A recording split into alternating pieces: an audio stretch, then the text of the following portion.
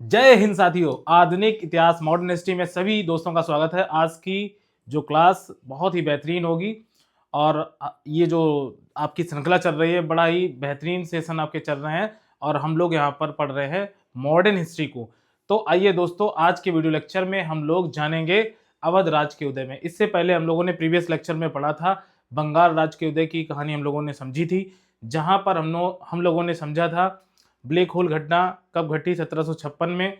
और साथ ही यहाँ पर हमने बात की थी 23 जून 1757 को हमारी जो प्लासी का युद्ध हुआ था, जहाँ से अंग्रेज बहुत एक्टिव हो जाते हैं भारत में। इस घटना को भी बहुत अच्छे से हम लोगों ने जाना था और हम लोगों ने प्रीवियस लेक्चर में एक बहुत बड़ी इंपॉर्टेंट घटना को समझा था, बक्सर का युद्ध 1764 में जो होता है। इसके साथ ही बहुत ही बेहतरीन हम लोगों ने इलाहाबाद की संधि और इन सब टॉपिक्स को कवर किया था। तो आज के वीडियो लेक्चर में हम लोग क्या जानेंगे, अवध राज्य के उदय की कहानी। तो दोस्तों, अवध राज्य की अगर बात करें तो सबसे इंपॉर्टेंट बात है, ये कन्नौज से लेकर कर्मनाशा नदी तक फैला हुआ था। हम कहानी किसकी समझ रहे हैं? आपके लखनऊ की, जो प्राचीन समय में, मतलब काफी समय पहले जो आधुनिक इतिहास की जहां शुरुआत होती है, वहां पर जो हमारा जो क्षेत्र विस्तार होता है अवध राज्य का, यानी लखनऊ का, कन्नौज से लेकर कर्मनाशा नदी तक ये फैला था। और सबसे इंपॉर्टेंट, ये एक बफर जोन था। तो किसके मध्य ये बफर जोन था, ये याद रखना, अंग्रेजों और मराठाओं के मध्य एक बफर जोन का क्षेत्र था, जिसे हम लोग क्या बोलते हैं, आज के टाइम लखनऊ बोलते हैं। ये कभी अवध के नाम से जाना जाता था। और सबसे इंपॉर्टेंट बात, यहाँ के संस्थापक कौन थे? शहादत खां। अब सबसे इंपॉर्टेंट क्वेश्चन बनता है, अवध राज की जब शुरुआत हुई तो इनका संस्थापक कौन था? तो आपको याद रखना है शहादत खां। इसने बुरहान उल मुल्क की उपाधि को धारण किया था। बहुत ही इंपॉर्टेंट क्वेश्चन है, एग्जाम में पूछा जाने वाला। राजधानी इसने फैजाबाद बनाई थी। क्या बनाई थी? तो अवध राज की राजधानी उस समय क्या थी? तो आपको याद रखना है फैजाबाद थी। सबसे इंपॉर्टेंट बात है, ये कहाँ का रहने वाला? तो ईरानी मुल्क का ये व्यक्ति था। कौन? शहादत खां, जिसने अवध राज के संस्थापक के रूप में जाना जाता है। अब ये किस समय था? इसका शासन जो थी उस समय दिल्ली में जो सल्तनत थी, सम्राट रंगीला की उस समय क्या थी, मतलब सत्ता थी। और उसी समय हमारे अवध राज की स्थापना हुई, ये बात हम लोग जान सकते हैं। और सबसे इंपॉर्टेंट, इस समय एक विदेशी अटैक हुआ था, आपको पता है, नादिर शाह। कई बार आपसे क्वेश्चन एग्जाम में पूछा जाता है, नादिर शाह भारत कब आया? तो 1739। याद रखिए, दिल्ली में कत्लेआम जो मचाया था किसने? नादिर शाह ने। तो बहुत, मतलब उस समय की सबसे नरसंहार इसने किया था नादिर शाह ने, 1739। ये घटना कोई नहीं भूलेगा भारतीय इतिहास की।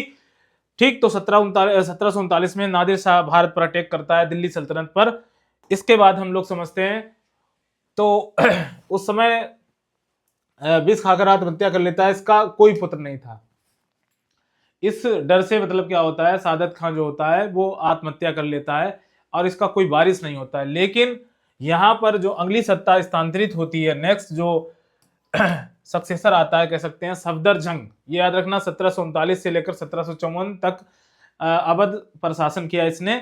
और इसका वास्तविक नाम क्या था? आपको याद रखना, अबुल मसूर खां। किसका? तो सफदरजंग का वास्तविक नाम क्या था? तो आपको याद रखना है, अब्दुल मसूर खां। सबसे इंपॉर्टेंट बात, ये सादत खां का क्या था? दामाद था। तुम्हें हमने पहले ही बता दिया, इसका कोई पुत्र नहीं था। किसका?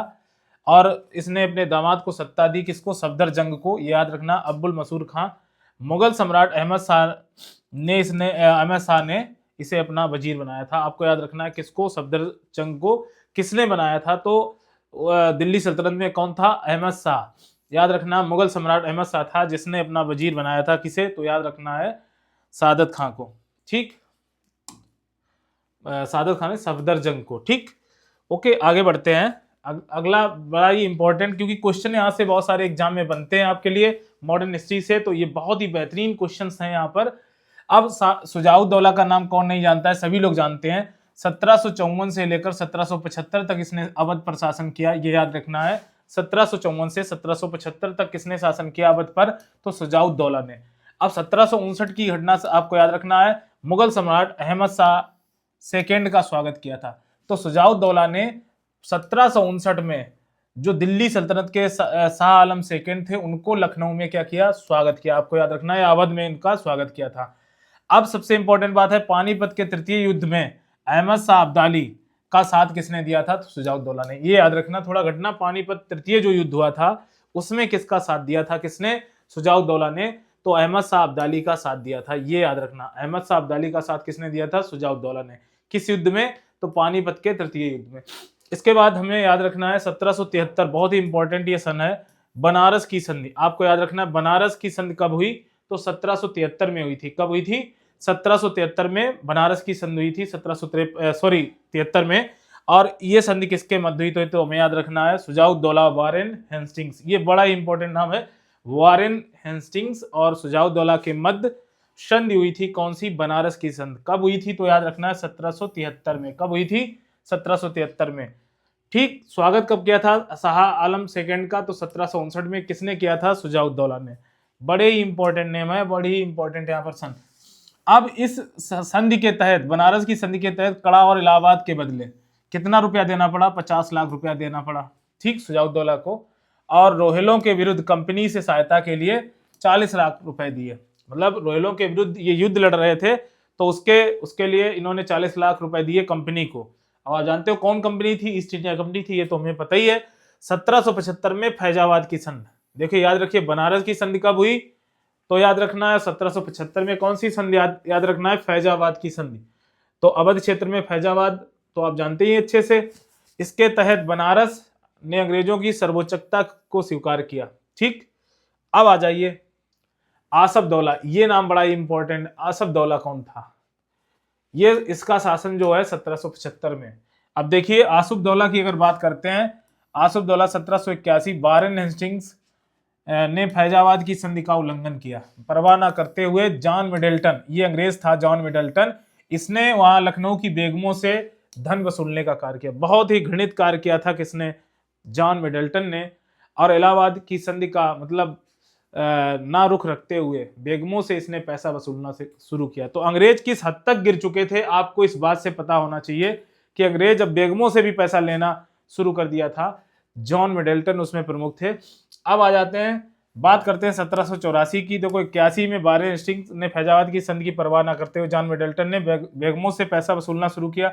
1784 आते आते मुहर्रम मनाने हेतु लखनऊ में इमाम बाड़े का निर्माण करवाया गया। याद रखना इमाम बाड़े का निर्माण कब हुआ? 1784 में।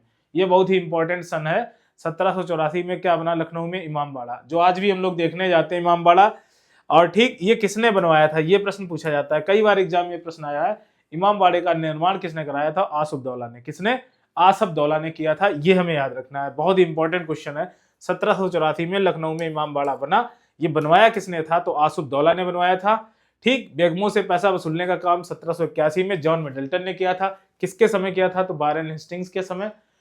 ठीक। फैजाबाद की संधि कब हुई? एक बार देख लेते हैं, फैजाबाद की संधि कब हुई? तो 1775 में।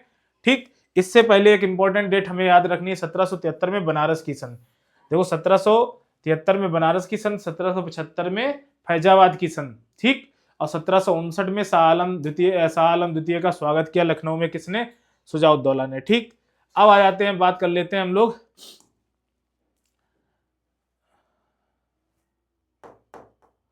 थोड़ा पीछे ज्यादा चलेंगे, आते हैं हम लोग, हाँ यहां तक थे हम लोग। तो ये हम लोगों ने बात की थी, लखनऊ में इमाम बाड़े का निर्माण आसफदौला ने करवाया था। ये प्रश्न हम लोगों ने अभी पढ़ा था 1784 में। आगे हम लोग जान लेते हैं आसफदौला का दरबारी कौन था? तो बाजिर अली। याद रखना, ये नाम याद रखना। आसफदौला का दरबारी कौन था? तो बाजिर अली। सबसे कम आसफदौला का क्या था? शासनकाल था, ठीक।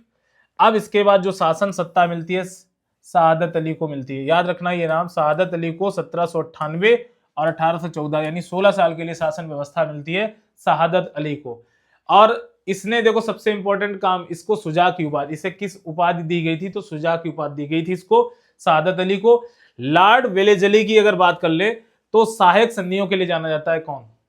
तो लॉर्ड जो वेलेजली था, ये सहायक संधियों के माध्यम से भारत के कई सारे राज्यों को इसने क्या किया था? विलय कर लिया था। तो आपको यहां पर क्वेश्चन याद रखना है, सहायक संधि को लाने वाला कौन अंग्रेज था? तो हमें याद रखना है लॉर्ड वेलेजली, ठीक। अवध के अंतिम नवाब जो थे वाजिद अली शाह, ये नाम याद रखना। अवध का अंतिम नवाब कौन था, यानी लखनऊ का अंतिम नवाब कौन था? तो वाजिद अली शाह। ये 1847 से लेकर 1856 तक, ठीक, 1847 से 1856 तक वाजिद अली शाह ने शासन किया। लेकिन भाई मेरे महान, एक बहुत ही अंग्रेज कूटनीतिज्ञ कह सकते हैं, सबसे ज्यादा भारतीय इतिहास में, लॉर्ड डलहौजी, इन्हें हड़प नीति के लिए जाना जाता है। तो हड़प नीति के तहत 1854 में आउट्रम की एक रिपोर्ट जारी हुई। रेजिमेंट अंग्रेज सैनिक था, इसने एक रिपोर्ट जारी की जिसके आधार पर लखनऊ को कुशासन का आरोप लगाकर कि लखनऊ में जो जनता बहुत दुखी है, परेशान है, किससे? वाजिद अली शाह से। तो कुशासन का आरोप लगाया था किसने? लॉर्ड डलहौजी ने। इसने हड़प नीति के तहत किस पर कब्जा किया? तो अवध पर कब्जा किया था। ये बात हमको जानना है। तो ये बात आपको जाननी है, अवध पर कुशासन का आरोप किसने लगाया था? तो आपको याद रखना है, लॉर्ड डलहौजी ने। और नवाब को नजरबंद कर दिया और कहां भेज दिया? तो कलकत्ता। ये बात याद रखनी है। वाजिद अली शाह को कहां भेज दिया गया था? तो ये भेज दिया गया था भाई कलकत्ता में, कुशासन का आरोप लगाकर अवध को हड़प लिया। वाजिद अली शाह की पत्नी का क्या नाम था? तो हमें याद रखना, हजरत महल। क्या नाम याद रखना है? हजरत महल भैया याद रखना है। फिर इनका पुत्र कौन था? हजरत महल का पुत्र कौन था? तो बिरजिस कादिर। ये भाई विदेश इन्हें पढ़ने के लिए भेज दिया जाता है। आपको पता है वाजिद अली शाह पर तो आरोप लग जाता है, ठीक। और बिरजिस कादिर को, ये छोटा था बच्चा, इसको भेज देते हैं इंग्लैंड। और हजरत महल तो आप जानती है बेगम थी, तो इनसे तो इन्होंने कुछ नहीं। लॉर्ड डलहौजी को किस लिए जाना जाता है? तो डॉक्ट्रिन ऑफ लैप्स के लिए जाना जाता है, हड़प नीति के लिए जाना जाता है। तो अवध को इस तरह से अंग्रेजों ने अपना क्षेत्र प्राप्त कर लिया, कह सकते हैं। अवध को कुशासन का आरोप लगाकर अवध पर कब्जा कर लिया। तो आज के वीडियो लेक्चर में हम लोगों ने अवध के राज्य के उदय के बारे में हम लोगों ने समझा और उसकी सत्ता अंग्रेजों ने कैसे हथियाई, इस बात को हम लोगों ने बाखूबी जाना, ठीक। कौन कौन सी संधि हुई? बनारस की संधि हुई और एक कौन? फैजाबाद की संधि हुई। ये महत्वपूर्ण बातें जो थी इसमें। इमामबाड़े का निर्माण आसफदौला ने करवाया था। तो बहुत ही अच्छे अच्छे प्रश्न थे इसमें। तो आज की वीडियो लेक्चर में इतना ही। नेक्स्ट वीडियो में फिर मिलेंगे, तब तक के लिए दोस्तों नमस्कार, जय हिंद साथियों।